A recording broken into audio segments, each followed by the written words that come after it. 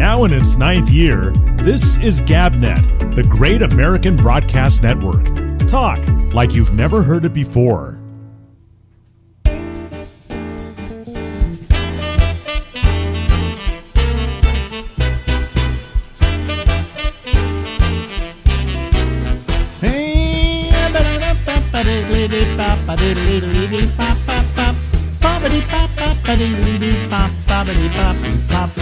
Hey everybody, this is Alex. It's in red. It's the Ramble. That's in yellow. We go until midnight tonight here from GabNet. Ladies and gentlemen, that woman there, you're wearing lipstick today. It's Lori Thompson. I am wearing lipstick. I have like a variety of colors in Revlon's Color Stay. And man, it does last a long time. But they never tell you when you're buying a color. It has these stupid names like Tempest or Ba Ba Ba Boom, and it doesn't tell you anything about the color. At least Constantly Coral, which is my shade. Constantly Coral. Yes, it tells you something about the color, but there are all kinds of names that, Midnight Rendezvous. What does that mean? And so I think that you could just look at a color chart without knowing. Marjorie doesn't wear lipstick. She doesn't? She doesn't wear lipstick, no. And I think she used to, she said, but she hasn't in years now. As you get older, you just give up and don't do anything anyway. Right. You got to prop yourself up to care. Yeah, I don't have lips though. I have really thin lips. Reba McEntire and I have real thin lips. Yeah. Because when you have them, you noticed other people with thin lips. And so if I don't put some color on them, they disappear into my face. Really? Oh, okay. Yeah. Marjorie I can't remember any time when in our relationship where she's worn lipstick. Well, she always looked pretty foxy when you would bring her out before you were married to California. Yeah. She looked fine, but I think there were certain things she didn't like to do, or she felt she didn't need lipstick, so I don't know. Yeah, well, it goes through. Plus, fashion goes through phases. I look at Vogue occasionally just to see what everybody else is doing, so that I can do it or not do it. And they change all of a sudden. One season is deep reds are in, and then the next season persimmon is. Wait, but you have a red smear on your shirt. No. Good. No. See that? What that? Yeah. Oh, that says North Face. Oh, really? Yeah. I guess the cameras aren't that good. No, because it's funny you mentioned red, though, because I frequently get lipstick in all the weirdest places. I mean, because if you put lipstick on, then you decide you're going to wear something different. You put it on, it's always a liability. Old women who wear lipstick shouldn't. Because they get it all over their face. No, they put it, then it goes into these creases. You ever notice that? Yeah. See, watch it now. Watch it. I could be about 3 years away from those creases. Well, at that time, you probably won't use it, Probably. Yeah. It's fun. We take, a lot of vacations. We take a lot of cruises, and everybody kind of gussies up for cruises. Mm-hmm. But I am not. When I go on vacation, I don't want to gussy up for anybody. And so I kind of like first day will wear something cool, and then just gauge what everybody else's sense of cool is, and then see where I want to fit in. Because you just want to relax, you just want to have fun. The last time we started to talk it was pre-Thanksgiving, and you were talking with your now husband. I can say that. I know, a word I never thought I'd use. I find that weird to associate with you. How's your husband? I know. Believe me, it's still weird for me, too. And he was going to the store to get graham crackers. Yes, and he was a little dismayed because... Not because but let me say this, folks. It wasn't because he was going to drink milk, okay? So, go ahead. He is a straight arrow, but no, it's because he is like the king of cheesecakes. He makes the best cheesecake. Okay, that's what I was going to ask you about the cheesecake. Oh man, he's making a pumpkin one for Thanksgiving because Really? 'tis the season. Yeah. Oh, they're so dreamy. And I'm not a big dessert person, but he's a real good baker, and so he was keyed on. He's always baking something, and he's very good at it. But tomorrow we're going to some people's house, and they have requested. We did this. We did this the day before Thanksgiving, folks. But now it's way after Thanksgiving. So, so how was it? How was it over there? It was great over there. Yeah. So, oops. Don't you know how to fake this up? How was it? It was dandy, and that cheesecake was delicious. No, he's a really good dessert maker, and I'm not much of a dessert person except when cheesecake is involved. Well, I mean, you get somebody who makes a good cheesecake. I have somebody makes a Russian something. She's Russian, and this Russian cake, it looks like a bundt cake, but it's got other stuff in it, and it's to die for. Really? She's coming over. Excuse me. She came over for Thanksgiving and brought one. That is so super. You're just trying to make me feel better. But and plus, as your friend bought an Instapot, then that opens up a whole other world of cheesecakes. Instapots? You cook them in Instapots? Ricky does, and they turn out great. They're small. They tend to be smaller. You can't control the size because it's only the size of the Instapot. And so, but man, they're good. There's something about that cooking process that increases the density or brings it out. Yeah. Fantastic. Wow.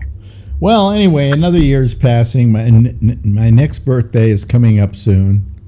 I know what it is. Once Thanksgiving is over, I know that I'm coming closer to being closer to death.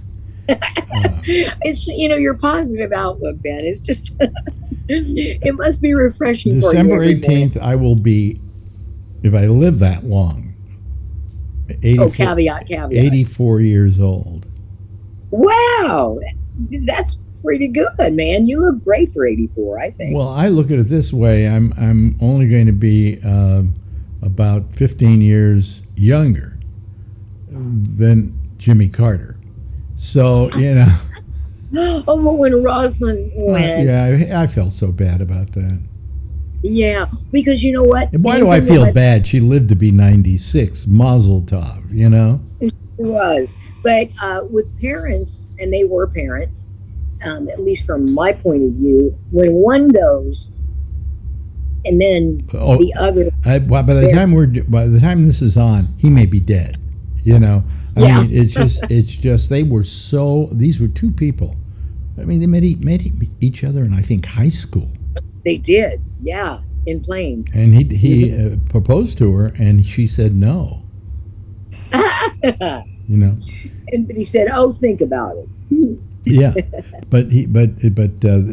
so when you've had a mate that long, and she goes, you go. Your whole world is thrown. To begin with, he's probably quite senile. I mean, but I'm sure he knows she died, and I'm sure that affects him. And then it's just going to be like, he's almost 100. He's 99. Jimmy. Mm-hmm. Yeah, and at that point you go, I don't have anything to live for. Yeah, especially without your mate. Hmm? It disables your whole identity when you're making. Yep, absolutely. If you've been married that long, or you haven't worked to retain something besides that. Yeah. So I mean, they usually go right after that if they really loved each other. My mother went something like 40 years after my father. So I figured that wasn't a good marriage. Yeah. Could have got married twice and had an equally long marriage. There's a relationship that your parents have to each other that you don't know about, and you won't ever understand. And you won't ever know about it.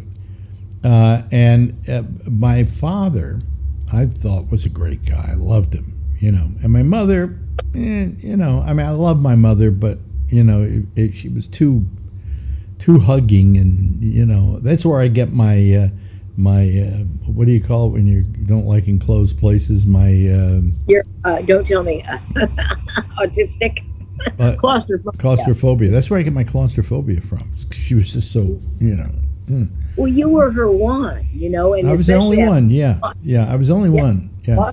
And we were talking about me being an only child, how wonderful that was. The bad part about it is you had a lot of responsibility. You had to live up to all their expectations of you. Yeah. See, and sometimes it feels like a burn on your neck, like with the oldest child. Yeah. And my mother had overcome so much about her childhood and her station in life that I did feel that expectation deep, but I let it go too far. I let it. And also, parents who shame their children, stop it right now, because all it does. Yeah. Well, here's the thing: you're expected maybe to be something in life special, And I went into show business, but for my father, that was wonderful. I had done something good. Where any other parent, they probably want to commit suicide. Always he's in show business. He's like a juggler. I mean. Well, the thing, what's that thing about and give up show business? Yeah. The line. Right. But that's what I liked radio, because radio, you got a weekly paycheck, and I wanted to be an actress, but I wanted to be an actor. Yeah, I thought you did, yeah. but needed some more stability than that. Being from a good Midwestern upbringing, you have to have a little stability. I mean, where I grew up, everybody owned their home. Many of them did not leave town to seek a career or employment, and so it was something I was very cognizant of, and so radio kind of put the two together for me. Yeah, well, what happened was I went into radio because, number one, it kind of came into my life through a high school radio program, and I knew I wanted to go into show business of some sort, but then I decided I want to be an actor.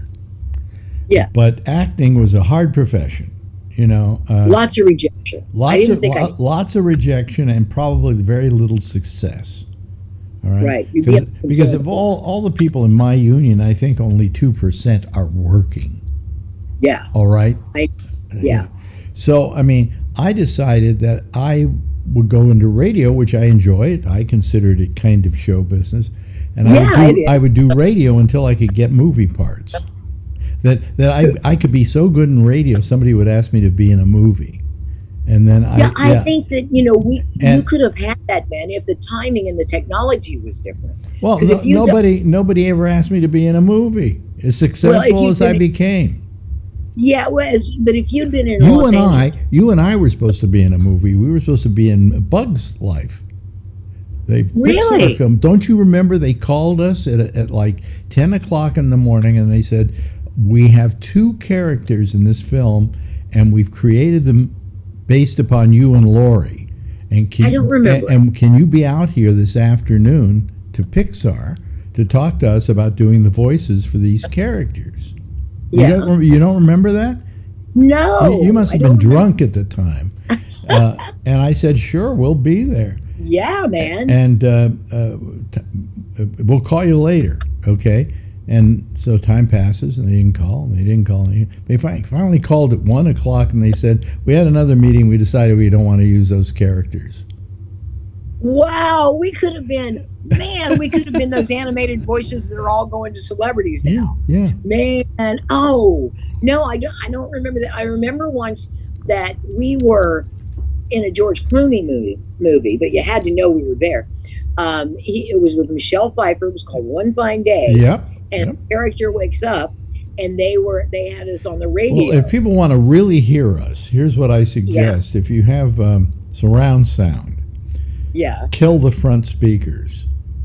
Okay. And then you'll hear nothing but us in the back. If you missed the show that day, you're in luck. They came to me and they said, "Do you mind if we'd like to use your show as George Clooney's going to be waking up in the morning listening to the radio, and we want you guys on the radio." And I said, "Oh, sure, fine. How much?" And they said, "Oh no, we're not paying anything." I don't remember And that I said, part. go ahead, do it anyway. You know? Yeah, it'd be fun. It'd just be fun. And if everybody goes to watch, you ever see One Fine Day with George Clooney and Michelle Pfeiffer, the scene where he wakes up in the morning, the clock radio goes off, and it's me talking to Lori. Oh, wow. Fun. I don't think I've ever seen it. So, Oh, really? Yeah. Well, mentions, we could get on IMDb. And, as voices you can barely hear in George Clooney movie. Let me see if I can find that clip and send it to you. Oh, that'd be fun. That'd be fun. Yeah, because I was doing more TV before I got to San Francisco. And I thought maybe I'd like to be an anchor because things were starting to go well in St. Louis. But I just hated the weather in St. Louis. And so when I got this San Francisco radio offer, that became, it was a major market, and it was started to be so much fun. But you had a great voice for radio. I mean, you had good looks for TV too, but you sounded great on radio. Well, thank you. I loved radio because it's magic. In radio, everyone who's listening gets their own red wagon. When I say red wagon, radio, everybody gets their own red wagon. On TV, you show a red wagon, that's going to have to go to 500,000. Well, it's I often said to people, the reason I loved radio, it was the greatest visual medium we have. Because people get to make their own vision. Well, because you can create the vision. Yeah, right. Nobody knew what I looked like. For a long time, in fact, I never allowed my picture to be taken in San Francisco. Or I turn my back to the camera or whatever, because I didn't want people to see what I look like. And the reason I didn't want that was that I felt that the magic was that people in their minds could imagine what I look like. I think that's valid. Yeah. Because I remember the most shocking thing that happened to me when I was a kid. I loved my radio. I loved listening to radio. I mean, I've had a love affair with radio all my life. TV, not so much. Radio, absolutely. And I grew up on the radio, and I would have radio programs that I would listen to, and then I would see a picture, a photograph of the guy who was the host of the show, and I go, he doesn't look like the guy like he sounds like. Right. Yeah, I couldn't imagine that voice coming out of that guy. Because you'd already created an image in your head. Exactly. And that was the beauty of radio, was that, you didn't, in most cases you didn't know what they looked like. You knew what Jack Benny looked like because he also made movies, you know.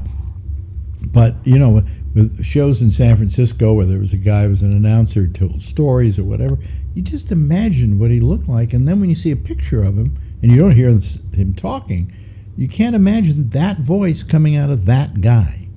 Yeah, it just because oftentimes it's a complete non sequitur. Yeah. And speaking of the magic of radio, there's a movie I think you might like called All the Light You Cannot See. I already saw it. Isn't it great? I thought it was terrific. I did too, because it captures that magic. It got a very low rating on Rotten Tomatoes, and I said to Marjorie, this is one of the better pictures I've seen in recent times. Yeah. Well, and I think it's actually a mini series, right? There are 4 installments or something. I loved it. I mean, every night. So I would recommend that.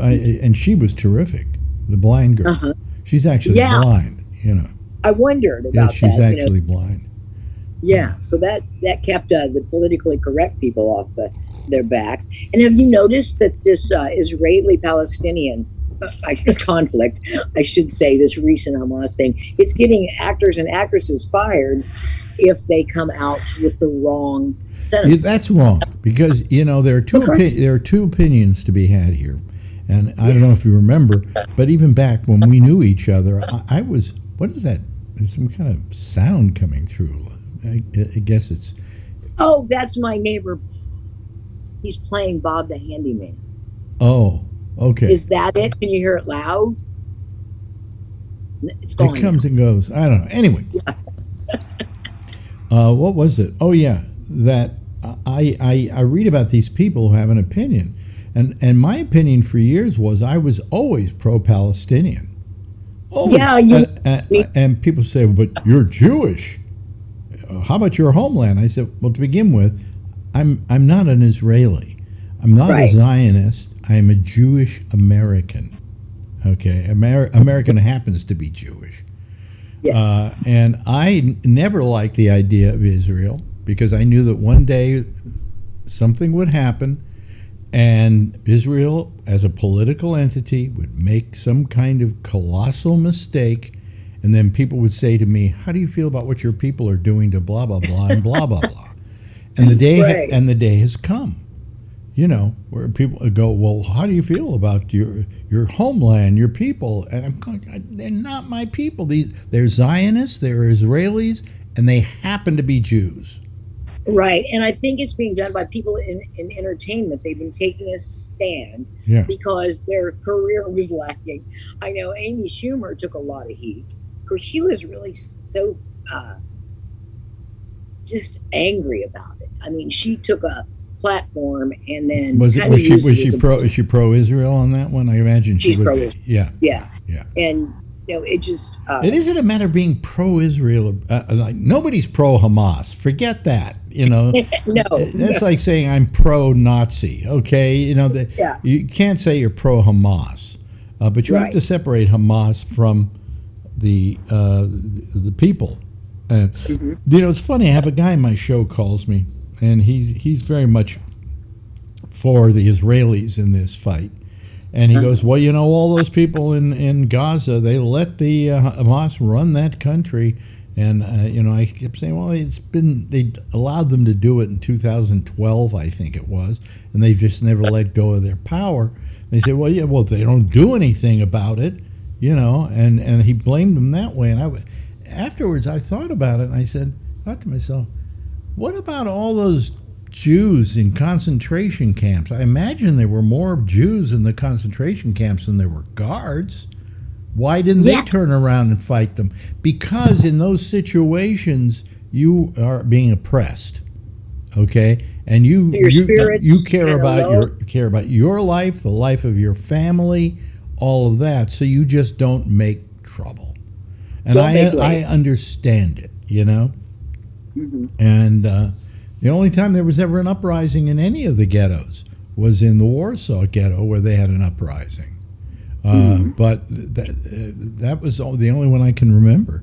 They got on these trains and they passively went to these concentration camps. It's whatever lie is being perpetrated in the confines of that situation. But I've always felt sorry for the Palestinians because they need to be recognized and have a homeland. And because their homeland was taken away from them in 1948 by the United Nations. And by the way, where is the United Nations right now in all of this? Okay? They created the situation. They should be out solving it, Right. Well, because my friend in high school who was Palestinian, she had to leave because her house was taken. Her house was taken and occupied by Israeli interests. Yeah. So she looks at the whole thing very differently. They go, oh, these Palestinians, they hate the Jews. Well, they hate Israel. I hate saying hate Jews because anyway, they hate Israelis and they hate Jews too by attrition. And she was. I viewed it kind of through that prism of her friendship because she is. But wouldn't you be pissed off at them if you were thrown out of your home and had to move into the desert? Yeah. So when we were friends, I was in 7th grade, so my awareness of the the global political environment was really limited, and it was like I can't believe they threw you out of your home. Well, you just went home and other people were living there. And she explained it to me, but it's been so many years ago, I can't remember the details. So, I mean, there are two sides to this, and I think that the Palestinians have been given a lousy deal, I do. I think they have been misrepresented by Western media. I mean, I'm not saying that Israel doesn't have a right to exist at this point. It's been too long, and they're there. You can't suddenly say they shouldn't be there any longer. But I think that we have to say, what do we do for the Palestinians? What do we do to make them feel that they have something? You know, voice. A voice. And they aren't minimized in the eyes of the world. And that, you know, the United States comes up and Israel's the hero in this thing. Well, no, Israel was the victim, and a very terrible victim of a very terrible thing that happened by this horrible organization called Hamas. But Hamas are not the Palestinian people, just like Israel isn't the Jewish people. Okay. Right, exactly. Well put. And the thing too that she mentioned is, if you were, and she has relatives living who are Palestinian in Gaza, and so she said, if you if you are a Palestinian, you view what's going on right now there as kind of an apartheid. I mean, they have trouble getting housing, lots of difficulties in acceptance. It's like when I first found out that at the turn of the 19th century, there were signs saying no blacks, no. Well, we're running over, but to hell with it. I like this discussion. The fact is that the Palestinians are so forgotten that even people who should care about them really don't. The Saudis don't care about them. You know, all they care about them is that, look what the Jews are doing. Yeah, the Jews again. It's not the Jews. Right. You got to remember, Israel is a Zionist state. It is formed under Zionist theory, which was written and codified by Theodore Herzl years ago about the Jewish homeland. Which, you see, my argument was we shouldn't have a Jewish homeland. And people would go, well, why don't you think the Jews should have had a homeland? And I said, look what happened once before when they knew where we all were. Really, I'm serious. I mean, they knew where we were, and they got us, and they rounded us up, and they sent us off to concentration camps, and they killed us. Well, you know, I believe, as my father-in-law, who was the head of the Jewish Socialist Bund, which was the other group that opposed the Zionists, they believed in the diaspora. And the diaspora was going out all over the world, populating the world, and wherever you go, take your culture with you. See, that's so pure and wonderful. Yeah. I remember we used to talk about the Bundists, which I had never heard of before you were telling me about them, and I thought that's such a pragmatic approach. Well, the truth of the matter was, in the what do you call it? In the ghetto, in the Warsaw Ghetto, when they had that uprising I talked about. Yeah. The Israelis would like you to think it was the Zionists, but it wasn't. It was the Jewish Socialist Bundists who were fighting the Nazis in the Warsaw Ghetto. Okay. And they always were at polar opposites of each other. When my father-in-law, after the war, went to Israel, he couldn't run for something because he was a Bundist, not a Zionist. No, see, that's... If he had decided, I'll be a Zionist, he would have been probably the first prime minister of Israel. Wow. Yeah, but he wound up coming to the United States, and, you know. Yeah, that is a very indication of an unhealthy bias, if nothing else. Yeah. Against stuff. Well, believe me, Israel has had their biases over the years. And somebody has referred to Israel as an apartheid nation. That's what I was trying to express, that their point of view, the Palestinian point of view, is they feel they are the victims of apartheid. Yeah, yeah. So I mean, it's you know, but you have two sides here, and one side has never been listened to, never been you know, they haven't made. You need a two-state solution, and you need to have the Palestinians feel they have a stake. This was their country at one point. It no longer is. So what are you going to do about it? What are you going to do to keep them happy? Yeah. So, a bilateral solution. God damn it. We run out of time. So run out of time that we're running over here. Well, we best getting back to the final thing of what we were saying, I'm a little sick of everybody getting in trouble because they post one way or the other. Yeah, it's an opinion. It's an opinion, and I think having a pro-Palestinian opinion is not to begin with, it is not anti-Semitic. No. Because believe me, I know what anti-Semitism is. I've lived it. Okay, I grew up in an all-Italian neighborhood where I was known in some circles as that dirty Jew. You know, but I never let it affect me. I never formed my opinion about Italians. You know, I just realized that this is what exists in this world, and there are hateful people. That's it. You know, and that I'm not one of those hateful people, and I will never allow myself to become one of them. And I think what Netanyahu has done is probably create more anti-Semitism in this world in a couple of weeks than anybody I can think of. Yeah, I can't remember a Middle East situation that has been so polarizing in my lifetime ever. Well, also, if people are anti-Semitic, they now feel they're being given permission, a sense of permission to become even more anti-Semitic. Hey, listen, kiddo, I love talking to you. We should I think we should just turn this into our own show. You know, we should. You know, and do it once a week and talk to each other for an hour. Maybe bring somebody like Chuck Farnham in to join us. You know. I mean, I'd be totally game. In the next couple of weeks, we'll arrange for this whole thing because I'm getting a little tired of doing a show every single night. You know. Yeah. Okay. Well, I will see. You can count on me, ladies and gentlemen. That is the lovely and attractive Lori Thompson. Thanks, Lori. Thank you, doll. Bye-bye, dear.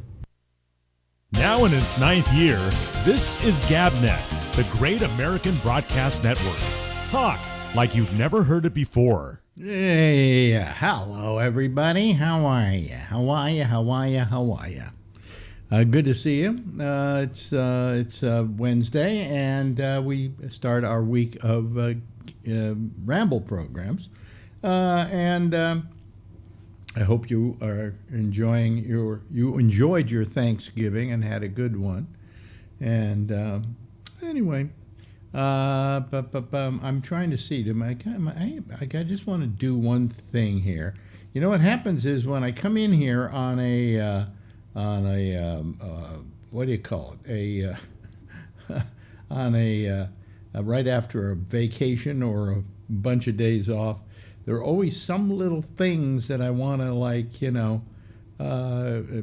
fix and work on and make sure they're all tweaked and so on. And here it looks like I've got like a little problem here with the picture. But anyway, so where are we? Oh yeah, you know what?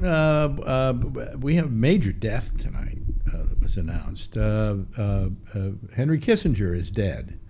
Henry Kissinger, who was the Secretary of State and probably formed our foreign policy for the rest of the century, at least, if not into this century, got a speaking relationship going with China and all kinds of things like that. And was also a terrible person as well in his policies that he helped a guy by the name of Richard Nixon to pull off. But in any event, he's dead. And to show you that only the good die young, he died at 100, okay? And lived a big, long life.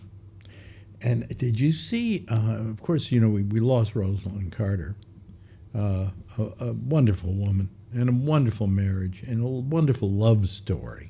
Okay, and they showed Jimmy Carter at the funeral, and come on, the guy is just shy of 100. Okay, so the fact that you go, hey, he isn't looking too good, is he? Well, no, he happens to be almost 100. And if I live to be that, you're going to look at me and go, what is that horrible thing on my computer? Get it off. You know. So anyway. And then, this grieved me because, you know, you hear about, I often said the trouble with living to be my age is you hear about all the people that are dying And they're people that you either grew up with or you heard about or whatever, and then you hear they're dying, and I'm losing a lot of people who are contemporaries, people that I knew, like my friend Shecky. I mean, well, he died much younger than he should have. He was 67 at the time, and it was wrong. It was terrible. And, then you hear about this musician or that musician. Well, today I got news that a guy who worked with me on Midnight Blue and also was used to hang around with me in the radio station. And I think I used him as a producer at one time, if I'm not mistaken. But, my memory goes blotto. But I really like the guy, and I didn't see him enough. And as you go out and you separate, and he left Midnight Blue and I left Midnight Blue and I went to California and he moved to New Jersey, and it's one thing or another, and you lose track of each other. And then occasionally you'll get track of each other. It's usually when some friend died. Remember John Rockwell used to call this program? He died, and then that's when I saw David again, and then we said, we got to get together. This has been far too long.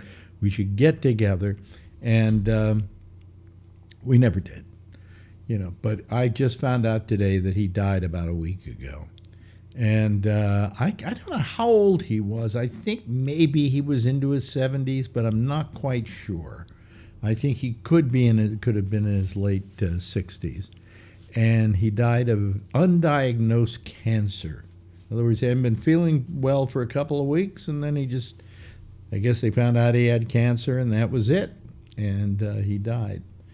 And it just makes me feel bad because I like David, and he was a nice guy, and he worked with me for a long time, and he worked on Midnight Blue with me, which a lot of people were getting paid on that show. I think he was one of the ones that got paid, but it wasn't a lot of money. But they were loyal to me, and I really always appreciated that. And we've lost a lot of people from that show. John Rockwell, I told you about, David Weinstein, my friend David Weinstein and Reinstein, also dead. I mean, a lot of people from that show, Midnight Blue, are dead. And it's kind of depressing. Well, there's only one person waiting to come on here. Only one. Count them, one. All right? And I will deal with that one. I will live with that one. Okay? Why not? Hello to our old friend Alan. Hello, Alan. Hello, Alex. How you doing? You're the week? only one here tonight. There might have been more. You're a few minutes late, but they'll be back. No, they won't. No. What do you mean I'm a couple of minutes late? Usually if I'm late, there should be people really waiting. Oh. Well, I don't know. They'll be here. No, they won't. Oh, okay. I mean, do you think I should? I was enjoying the conversation with you and Lori. Yeah, well, of course. She's an interesting person. Yeah, we're going to do something together.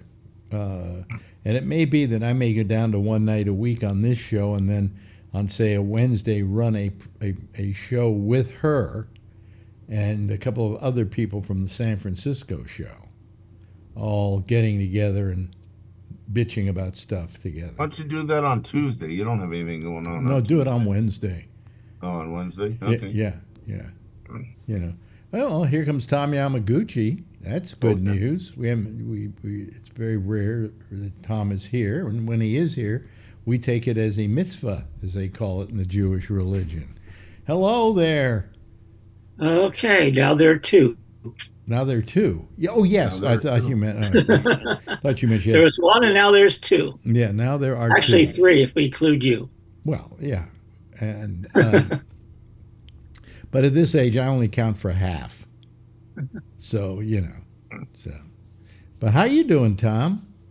I'm doing fine. Yeah, I was just I got the news of Kissinger's death from the New York Times, and I was looking at the obituary they posted, and it actually has an interesting picture of a group of Quakers having a meeting for worship and actually getting to meet with Kissinger in 1969. Mm-hmm. I thought that was amusing. Yeah. Did you have any love for him? No, No, neither no, did actually, I I. loved your story Oh yeah. about being at the theater. Well, I was in a theater. It was the show was what's his name? Dudley Moore. Dudley Moore and his partner Peter Cook Okay. and Dudley Moore, and he went to see it. A great show, great comedy show, you know. And after it was all over, they came out and they took a bow, and then they said, "Is there a doctor in the house?" And everybody laughed because everybody knew that in the audience was Henry Kissinger. I didn't realize it really. But then he said, "Would you stand up, Dr. Kissinger?" And he stands up, and everybody starts applauding him, and he's right in front of me. You know, like I'm in this seat and he's in this seat. So I started booing. Well, you know, my theory was this was a guy who was, among other things, keeping the Vietnam War going, killing, which killed lots of American troops and men, you know. And it bothered me. It bothered me a great deal that he could go anywhere and not have somebody at least say, "You're a piece of shit," basically, you know, for what you've done. He shouldn't go have a free pass wherever he goes to suddenly get, you know, announced, and then everybody cheers him. So I'd be the only guy, you know, at a Trump rally to boo Trump when he came on, you know. But what happened was I booed him, and then a couple of people jumped me and tackled me to the floor like I was going to hurt Kissinger. No, I was just making a comment because I didn't feel he should go somewhere and not know that there were people there who didn't agree with his policies, you know. So that's my Henry Kissinger story. Well, anyway, if it was a Trump rally, they beat the crap out of Oh, they beat you. the crap out. I'd be dead. Yeah. Trump would say kill him, and they would. Yeah. Trump saved my life. How did he save your life? He said, "Go easier on him." You know. But anyway. Maybe I could just go ahead and quickly put a plug for some Quaker friends of mine that made a documentary that came out on PBS last year called the Movement and the Madman. That was actually, it's about the Vietnam moratorium in 1969, and you know, and the madman being referenced to Nixon, who had, and this is from a theory from Daniel Ellsberg, was that Nixon wanted the Russians to believe that he was crazy enough to start a nuclear war over Vietnam. And basically, under Ellsberg's theory, basically the anti-war movement probably prevented a nuclear war. So, yeah. But anyway, it's a great documentary. It's called "The Movement and the Madman." If you get a chance to see it. Yeah, you. One thing I've always liked about you, and I always stands out to me, is that you are a Quaker, right? Well, I grew up a Roman Catholic. Well, yeah, but you became a Quaker. I became a Quaker, yeah. About that time, about 1969, over the Vietnam War. So yeah, and I've always appreciated Quakers because of their stance, you know, and their peacefulness, and how they try to embody that and make an impression about it on the rest of the world, you know. And I've gotten to the point where I just don't understand our whole nasty attitude in this world. You know, why do people kill each other? Why? Why do they go to wars? And, you know, killing, when I say kill, I'm saying, some people are just killers. They go out and they kill a couple of people, or they do a little mass shooting or things like a mass shooting. But when you talk about something like what's going on in Gaza right now and going on in Israel, you just go, why? You know, don't people understand that people want to live, people don't want to die, you know, and people want to have families and take care of their kids and so on, and they don't need all this misery in their world. And think about the misery that's been heaped on the Palestinians, and think about the misery that's been heaped upon, I guess, the Israelis to a lesser extent, oddly enough. You know, in the beginning, it wasn't to a lesser extent, and everybody was sympathetic towards Israel, and oh, that's terrible what Hamas did to the Jews.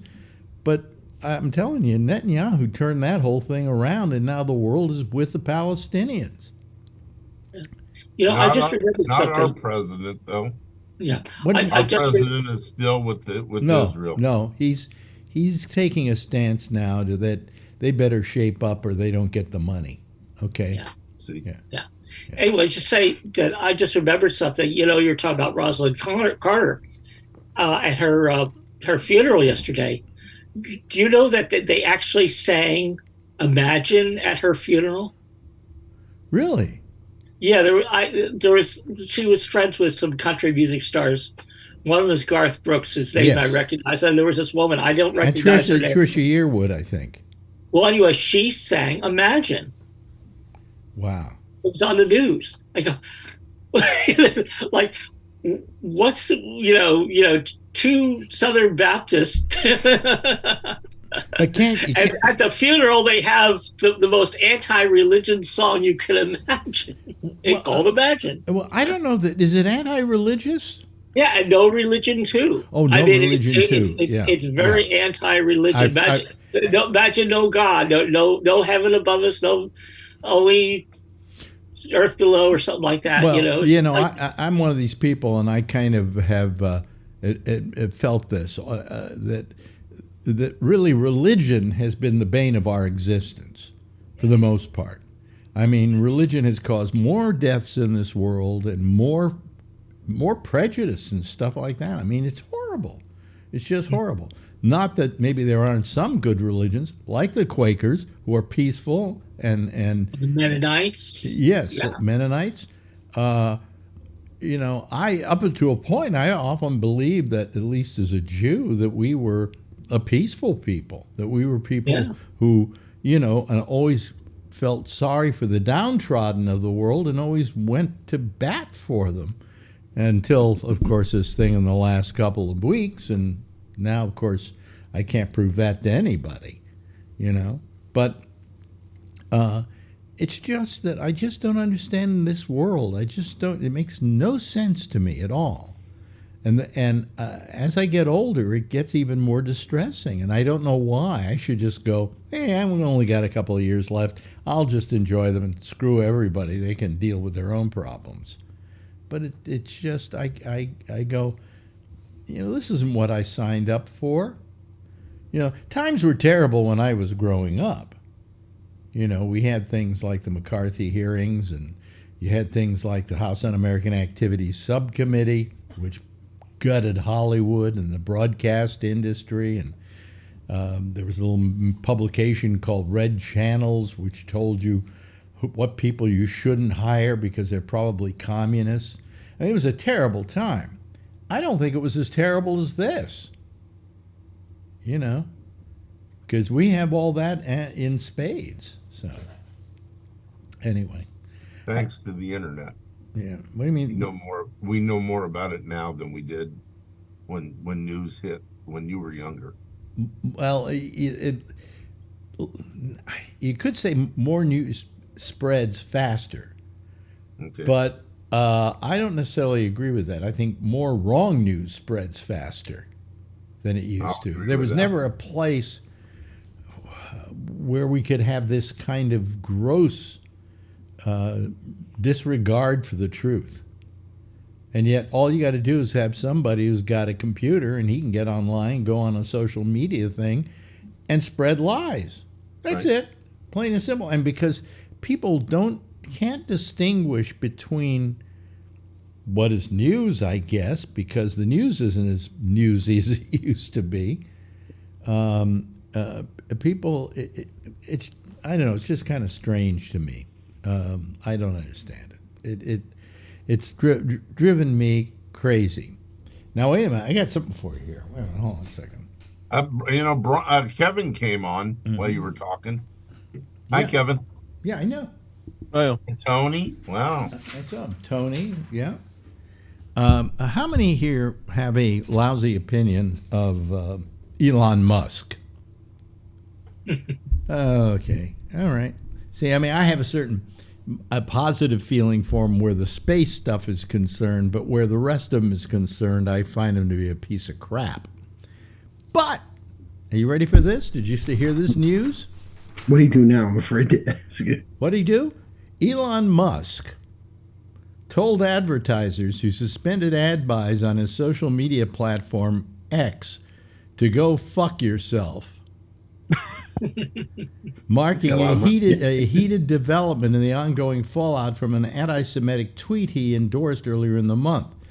Now, get this, the tech mogul and ex-owner also apologized for said authentic tweet during a New York Times Deal Book Summit, saying he handed a loaded gun to those who hate me and arguably to those who are anti-Semitic. For that, I am quite sorry, and it was not my intention. How do you always damage control, isn't it? Yeah, I mean, I don't believe it. You think it's damage control, or do you think he just came back from Israel? Yeah, the business news said that all the people that left, all the big corporations that left on X or whatever it's called nowadays, is going to cost that company about $500 billion a year in advertisement. Somebody pointed out to them, you might want to kiss a little ass to get some of that back. I would question that amount of $500 billion. Whatever the amount is, it really doesn't matter. What matters is that he needs that business to keep X. It was a lot of money. Well, he has changed X into a subscription model where it's getting to the point where you're going to have to subscribe to be able to post on X. That's and okay. if he turned X into a shit show. Well, but if he does that, he doesn't need the advertisers. You get me? In other words, I like the fact that he told them they can go fuck themselves. I think that's very good. Anytime you can tell an advertiser to go fuck themselves, I'm all for that. But I think he did it because he just doesn't give a damn. I don't think he gives a damn if he loses X or tweet or Twitter or whatever you call it now. But I thought that was kind of interesting. He went on to say, although he did apologize for calling anti-Semitic conspiracy theory the actual truth, Musk doubled down, saying that he subsequently clarified in replies, but those clarifications were ignored by the media. How do you feel about that? It's probably true. Yeah. I haven't heard of anything about. No, I haven't either. My feeling is that I wish Musk would shut the fuck up. And the reason I would wish he did that is the good he is doing on two fronts, one of which is his space program, SpaceX, which is doing remarkable work. I mean, they're sending, right now they're working on sending up the largest spaceship that has ever been built and could, in the end, send 100 people at a time to Mars. Okay, that's how big this thing is. Start with the Republican Party. What does that have to do with what I'm talking about? He always does that. I noticed that. You always do that, and it makes no sense at all. And sure it does. If you're going to send 100 at a time, send the Republicans to Mars. Why? I want to go to Mars. Because you're not a Republican, and neither am I. How many here like their politics. How many here, if you had a chance to go to Mars, would go to Mars? I can't take rides, so I could never go up. You have to knock me out. I can't take rides. I can't do anything like that. I get sick. Yeah, I really do. I have a bad stomach like that. I don't like heights. You would do it, Tom? Yeah, I would too. Sure. I'd be there. I'd be there. If he said the line starts right here, I would push everybody out of the way and get to the front. Give me a double check. Mine too. I get nervous when I go on a plane, but then I get better. They have pills for that, Tony. It's called Valium. Yeah. Which once I take off, I'm okay. Then I'll start reading. Or something. Well, to begin with, space travel is entirely different than airplane. I know. I can only imagine how I'm thinking of just knock me out, but I couldn't take it. I wonder what you feel, Alex. Do you think you feel a lot of pressure in there? It has to be like when you. What do you mean? Like in the rocket ship, I wonder how you feel inside there. Like, is it congested where there's not much space? I Well, wonder how it depends on what they do with the spaceship. If they create a gravitational system, then it will be kind of normal, but you won't feel. But basically, it's probably less impactful than flying in an airplane, because in an airplane, you're being hurled through space in a aluminum tube.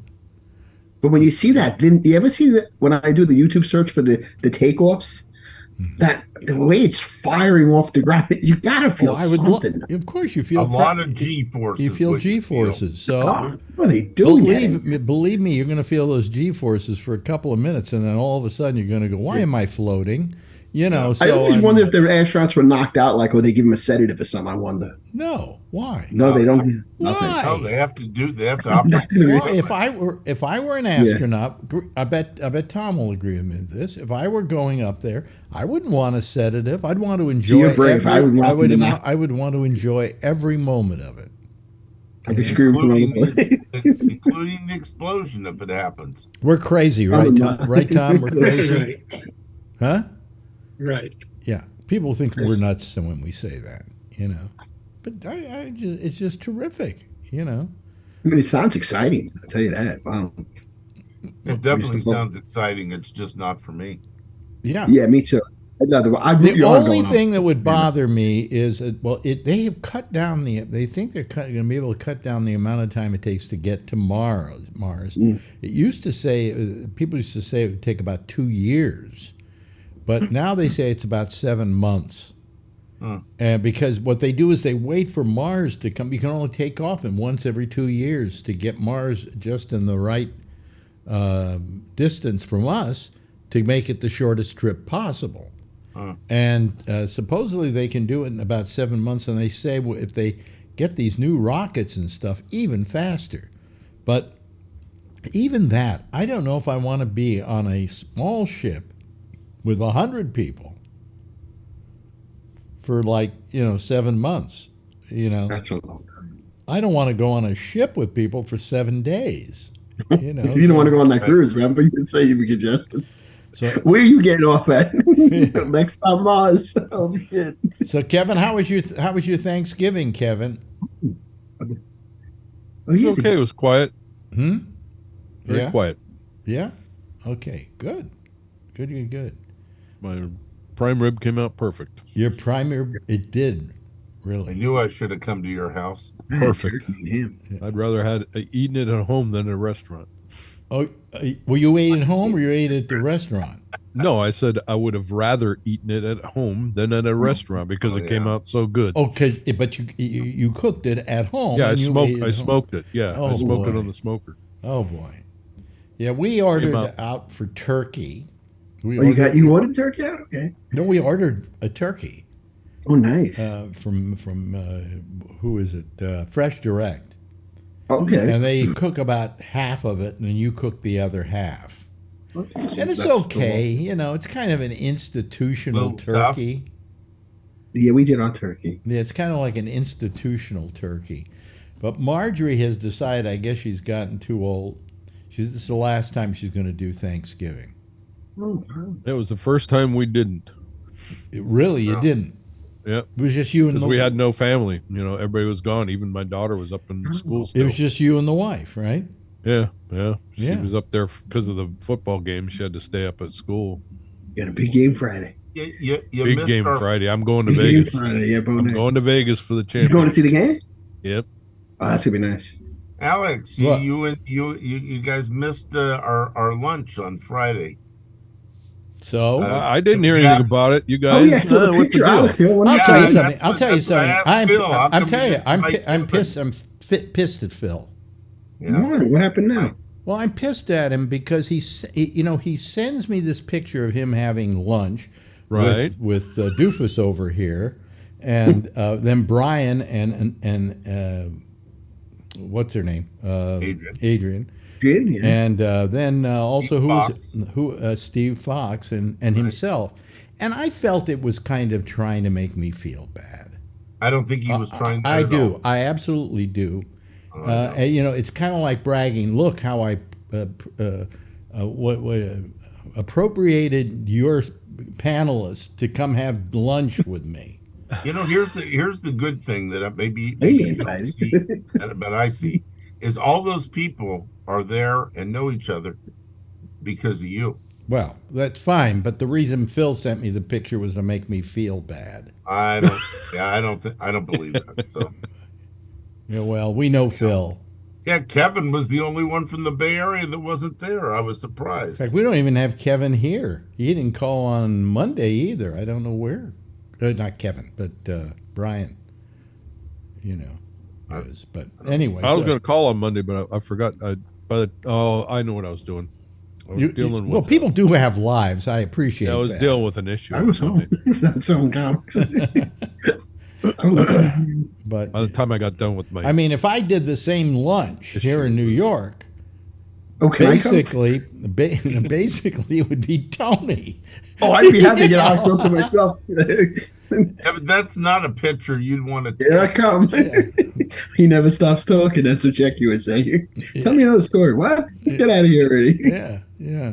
So, you know, but anyway, so I just didn't feel good about that picture. It didn't make me feel good.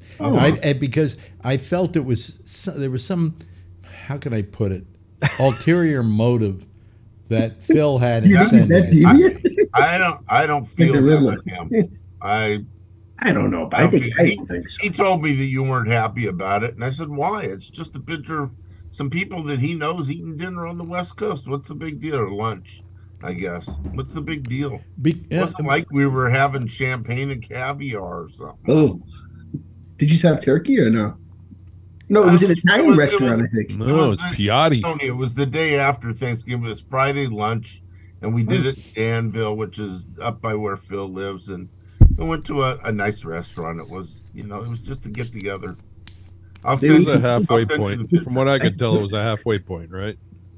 Yeah, well, yeah, it was 10 miles to Phil's house and 25 miles from my house. So, well, then that isn't halfway. But Steve lives in Danville, where the restaurant was. Brian had the farthest to go. He had to go all the way from San Jose. So. But he was up there to go to Walnut Creek afterwards to look at a newer McLaren to buy it. I don't know if he bought it or not, but you know what? I've never understood. He's kind of in a Silicon Valley business. All right, okay. Yes, he isn't in computers, but he's in biotech. Okay, that's right. Is that I never understood, because I used to hang out with those people a lot. I was in fact working for one of those companies. They love their sports cars. They love their cars. Wow. I mean, that's what money every company I ever knew, like New Tech and so on, were all companies where the people who owned the companies bought like $250,000 cars.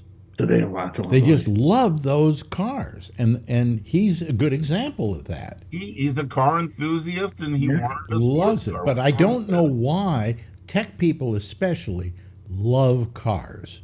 I wonder what that is. Anything? Because I don't know. I bet if you go over to Apple and you go look at their garage, I'll bet you see nothing but high price sports cars. I bet you. Yeah, I bet there's a lot of Teslas and a lot of Priuses. Oh yeah, because I can see them having electric cars to throw the money in. Yeah. I don't know. I don't know. Or was it more like a Corvette or a Ferrari, stuff like that? Well, his McLaren's more like a Ferrari than a Corvette. Oh, really? Brian, much higher price. He opened the door to the damn thing, and you would have needed a crane to get me out of the seat. Is it low to the ground there, Alan? Very low. I would say it looks like it was about 6 inches off the ground. It's very low. I would have never, as fat as I am, been able to get in and out of it. I'm trying to remember what the company was, but my friend was given a $250,000 sports car by his partner in this company. that they Nice. had together. Nice gift. Because I guess he didn't want it anymore. You could have it. You know, and The money is- it was a what? Name a couple of big names in sports cars. Ferrari. Ferrari, No, Lamborghini. wasn't a Ferrari. Ferraris are Lamborghini. Lamborghini. It was a Lamborghini Diablo. Does that sound right? Yes.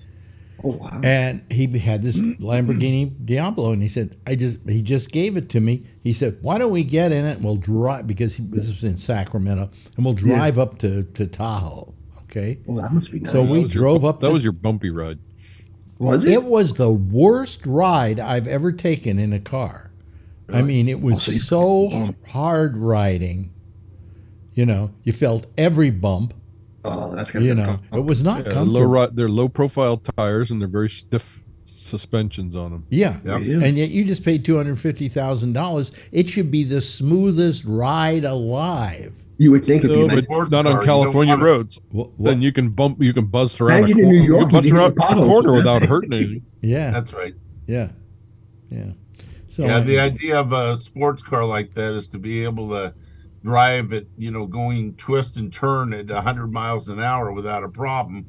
It's not made to give you a comfortable ride like a I never. high-end. You see, I never was a big car fan, but Right. I could afford good cars.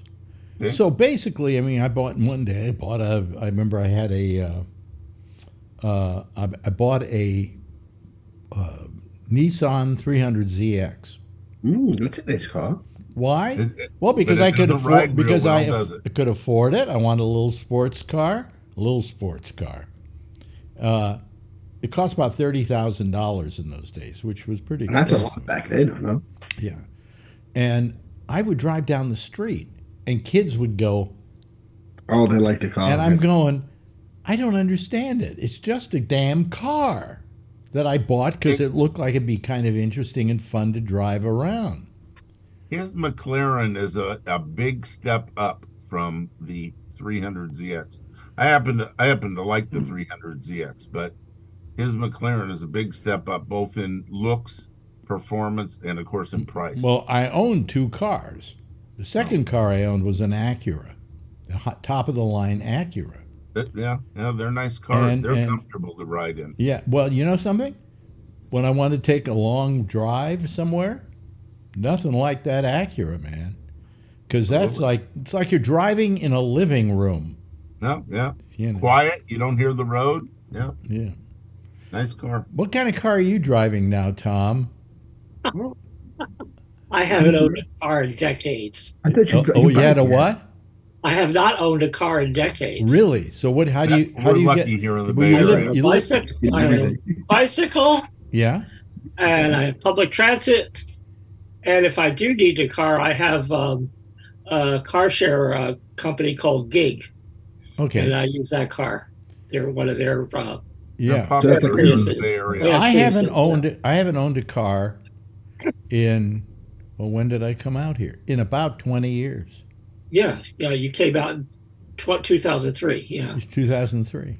Yeah. Well, within 2000, I decided that I would not own. I had a goal. I would not own a car for the rest of my life, and I've gone 23, 24 years without. Well, why did you decide that? I mean, like if I were still living in California, I'd have a car, right? Imagine California. You know. Nice up there.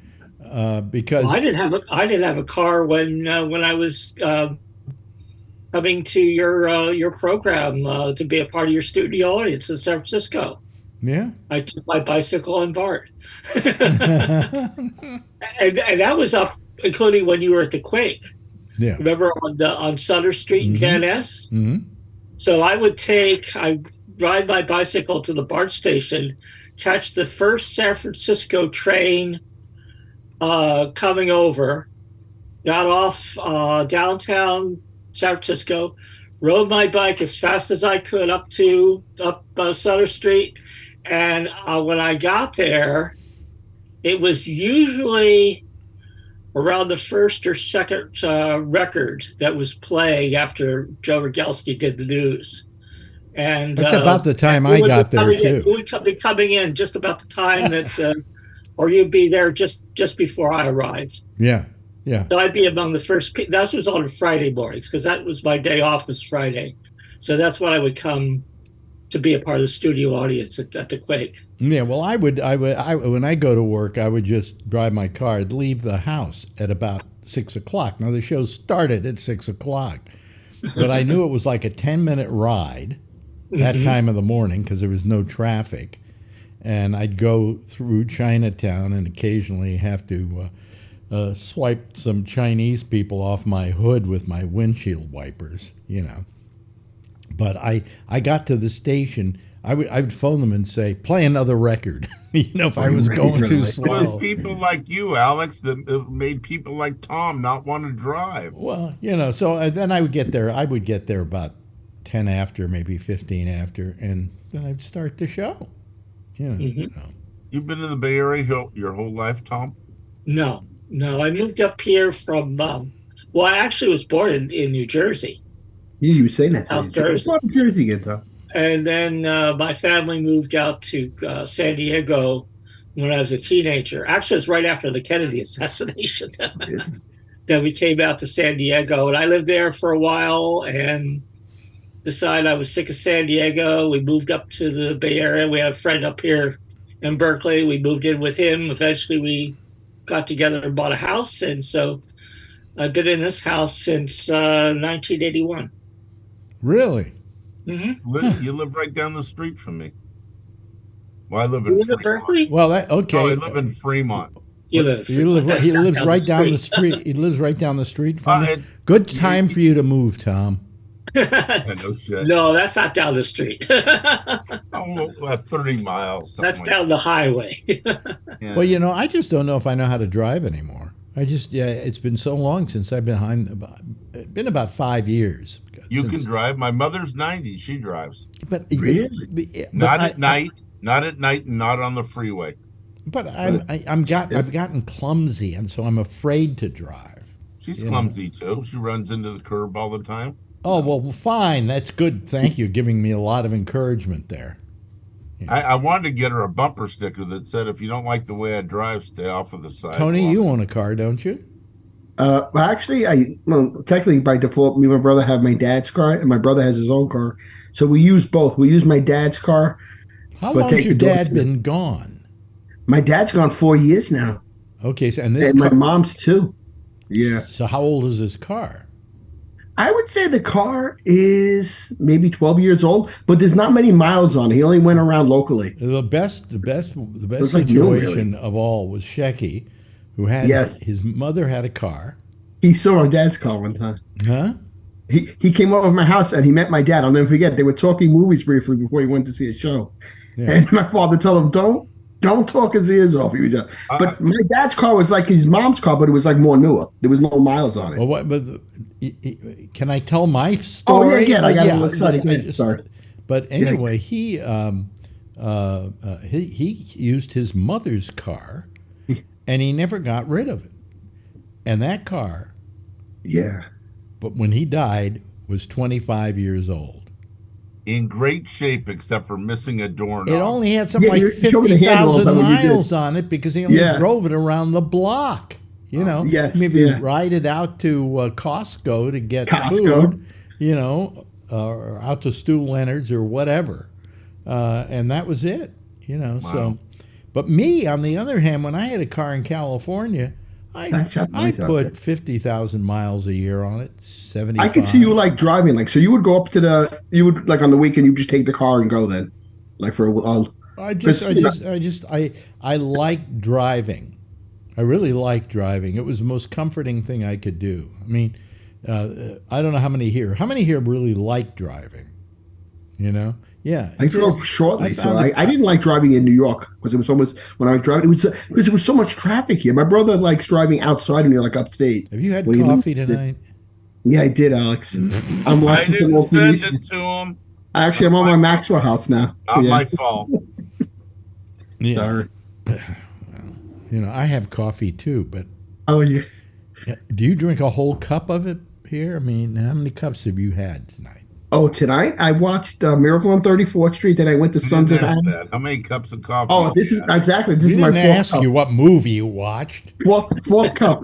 His fourth cup in the past hour. I was on automatic pilot. Yeah. My brother went out to dinner, so I had the whole house to myself. So I was just watching. Movies. Really? Okay. All right. It's time for a fifth cup. I have a little bit left, actually. Yeah. Time for a fifth cup? Yes. I made 6 cups, a half a pot, Alex. So I'm sitting here. Why don't do this? Do yourself a favor. This way, you won't drink as much coffee. Get yourself a Keurig, and I have one too now. It does both. Yeah, I know. Listen to him. Are you sure you didn't send him coffee? I did. I swear. Tony, tell him I haven't sent you coffee in about. He hasn't sent it to me in like 2 weeks, but that was excellent blood. I was breaking out for the football game. 2 weeks. About 2 weeks, yeah. I saved that for occasions. It was flavored coffee, Alex. So I said, I usually make his coffee, Alex, on Sundays during the football games. So I'll do this like a special treat. Okay. Okay. Once a month is enough. This is only 10 ounces. I'll be up all night now. I got like movies all over the place. 10 or 12 ounces of coffee. Look at the look on Kevin's face. Look at the look on his face. I got so much stuff out. I don't know what it is. You know, I always bring a cup of coffee with me to the show because I am, I just want to kind of stay awake because it's late at night for me. Yeah. And then I only drink, I'm down maybe a third of a cup. And then I will take this cup and I will put it in the refrigerator. Oh, so you got your iced coffee then? And tomorrow night I'll put it in the microwave, warm it up. For a what type of coffee do you drink? I'll buy your coffee so you could have a fresh cup every day. Who, me? He send it over. Yeah. I don't want a fresh cup every day. If I only drink a third, then why should I throw it? Why should I throw it away? Damn it, Tony, let him talk. I'm sorry. Yeah. I'm getting like Phil now. Yeah, no, you're getting like Tony on coffee. Exactly. Oh God. Exactly. I'm all wired. Yeah. Calm down. Phil sent him some coffee that has like 4 times the caffeine. Oh yeah, that kept me up. I watched a double feature with that coffee. Black Rifle, forget it. I thought I wasn't going to be falling asleep. I watched 2 movies on that coffee, like 3 cups. Yeah, I limited him to 1 bag a month. So. Oh boy, Tony. I know. I'm a night owl. And for that, he sends me wallpaper. I got to send you something for your birthday. I got something I'm putting together for you. Send me something that I might want for my birthday. Like that's what I'm trying to do. Like an Amazon gift card. The 2 of them. This is like a thing here with the 2 of them. Yeah, you're right. We're having our private call. I'm sorry, guys. That's very rude. Yeah. Yeah. And Joy, why don't you just host the rest of the show? It's got yeah, we're just talking. It's got 7 minutes left. I was going to ask you something. I forgot I was going to ask you now, Alex. Something's on my mind. Well, why don't you ask me something and not ask me something? Yeah. Oh, you know what? Seki sent me a note of that when I first did that. I saved it. Let me ask you a question, Alex. He wrote it on the CBS thing. I was laughing. But what you call it? Shit, I forgot what I was going to say now. You're giving me a headache. You know that. Oh, you know what it was? I was watching an old thing. Do you remember Peter Lawford? Was he an actor? Yes. Yeah. Because I watched a special on Jimmy Dean he did with Natalie Wood. They were talking about it. It was like 20 years later or so of his death. No, he was really a plumber, Tony. I didn't know he was. Yeah. I thought he was a talk show host. I didn't Google him yet, though. I said, what? Peter Lawford was a talk show host, you thought? That's what I thought he was, because when he was doing the show, he was like hosting it, and they were talking to him about his career. So he was an actor. Was he any good? I was just curious. No, he wasn't any good. No. He was Jack Kennedy's brother-in-law. Yes, he was. Really? Yeah. Although, didn't his wife divorce him? I think they got divorced at some I don't point. know. Yeah. He was part of the Rat Pack. Yes, he was part of the Rat Pack. Really? TV version of the Thin Man. You're absolutely correct. Have a couple more cups of coffee and Google him after the show. Yeah, I watched earlier. Well, they also did. You know what else he did before he did? What did you say he did? He on TV. He did the Thin Man. He did the Thin Man. Oh, Thin Man. Yeah. What else? What you say? He did something before? Well, there's one other show you said he did. No, the Thin Man. Okay. I think that was his first show. Yeah. Yeah. So anyway, but no, he wasn't. He wasn't a TV host. He wasn't a good actor. See what he was doing? I said, "Wow, this guy looks like a TV host." And stuff. Because he was the way he was talking to me. I said, they were just talking about his. Okay. Now you promise not to talk for the rest of the show. Yeah, I'll be quiet now. I got my Natalie Wood and Jimmy Dean out. Just so we can get a word in edgewise. True. Like Kevin has something important to tell all of us, don't you, Kevin? No. If I did, I forgot. Yeah. You know. But it's nice of you to call, Tony. Don't say anything. We appreciate it. He was invited to call.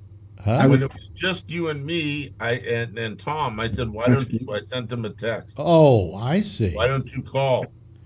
There's Well, only a couple of us. I thank you for that. I really do. Sure. You can go to hell. Anyway. He's right. You should listen now. Yeah. So we got about 3 minutes left. I'm trying to think if there was anything else major in the news that was going on. Is there anything in the news that you're thinking about, Tom? Did you see the tree? Shut up, Tony, for a minute. God damn it. Did you see that Melania Trump showed up to her yeah, that was very nice. Yeah, she was that was nice, and it was nice of her to leave Donald at home. Well, no, she was. Well, that was the invitation. Rosalind Carter invited all the former first ladies, including Melania Trump. Yeah. I know that. And quite frankly, I think I have no. Anybody here have anything against Melania? No. Yes, I do. But well, she doesn't. She was a big birther. Really? Is she really? Yeah. Oh yeah. Really? I didn't know that. Oh yeah. She's married to Donald, so that might. Yeah, she supported her. Really? Trump's birther theories and all. Oh, yeah. Really? Oh yeah. Well, because I always thought I always thought that she just kind of went along with Donald because that's where the bread was buttered. Yeah.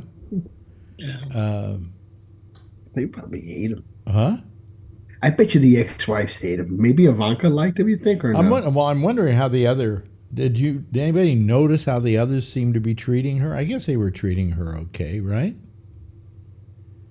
That right next to Michelle. I always saw the still pictures from the theater. I didn't see any video. Well, the decent thing about somebody like Michelle is she's very forgiving and very decent. Yeah. Yeah. And so she would not, especially there. That's not the place to bring politics into the room. Right. No. But I just thought what happened when she died. I felt bad because that was one of the great love stories. I mean, we should in our lives have that successful a relationship with somebody that lasts that long. I can't remember how many years they were married. 79. Yeah, they were married. Some amazing. 72, I thought. 72. 72. One of the two. Yeah. I mean, and they were just, they were a team. And she had the greatest quote that I ever remember any first lady having. Somebody asked her, "Have you been born again?" And her reply was, "No, I got it right the first time." And I believe that she actually felt that. They were a great couple, and they were great. Yeah, she planned that whole thing herself. What the whole funeral? Yeah. Yeah. She planned the whole thing. Yeah, I hope Trump's. She invited Garth and Trisha to sing that song and everything. I hope. I was saying earlier, they sang Imagine. I hope Trump is. He asked them to do that. She asked them to do that. She actually requested them to. Yeah. Hey, listen, I'm playing the theme right now, which none of you can hear, but that's only because I'm selfish. Anyway, it's been a very nice little hour. I mean, nobody much called. We didn't have a large crowd here. But, it gets less. If it dwindles down to nothing, then I will be able to stop doing this thing. But when it's people as nice as you, and all we're missing tonight, I wish were here, is Brian, because I always enjoy his participation. But, that's it for tonight. I thank you very much, Alan, for being here tonight. Tom, it's always a pleasure when you're here, It's like the old days. In fact, I was looking at a picture of my installation into the Hall of Fame, the Broadcast Hall of Fame in San Francisco. And there's you and me. And I think Albert was in the picture and a couple other people. And you came to that, and I really appreciate it. And you probably bicycled there. I rode my bicycle over. Thank you so much, Kevin. I appreciate it. And Tony, shut the fuck up. Will you please, Tony? See you tomorrow night. Everybody, please. Everybody give a big wave goodbye, and I'll give a big wave goodbye at you. That's our citizen panel for tonight, folks. There they go. Jack Bishop is next over most of this same Gabnet. He's going to be here with the intersection, and he'll be taking your calls on Skype at Gabnet Live. I'll see you again tomorrow night, same time, same station in life. In the meantime, as always, if you see her, tell her I love her. Okay, bye bye, everybody.